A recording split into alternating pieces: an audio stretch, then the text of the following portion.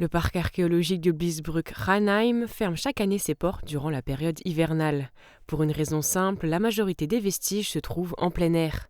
Et pour éviter qu'ils soient dégradés, ils sont couverts pour bien les conserver. Alors pendant que les vestiges dorment, les employés, eux, continuent de travailler.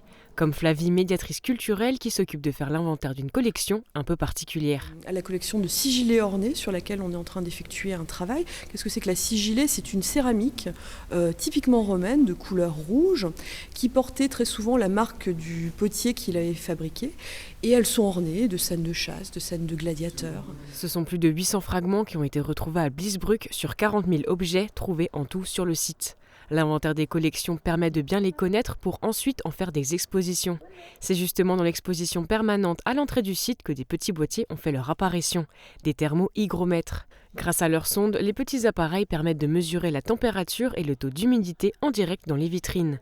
Ces mesures sont retranscrites directement sur les ordinateurs afin de s'assurer que les objets restent dans de bonnes conditions de conservation.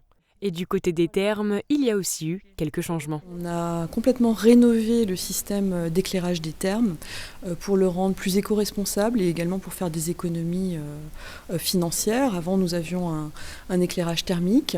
On a remplacé toutes les lampes qui devaient être très énergivores par des LED. L'éclairage est donc plus économique mais aussi plus instructif.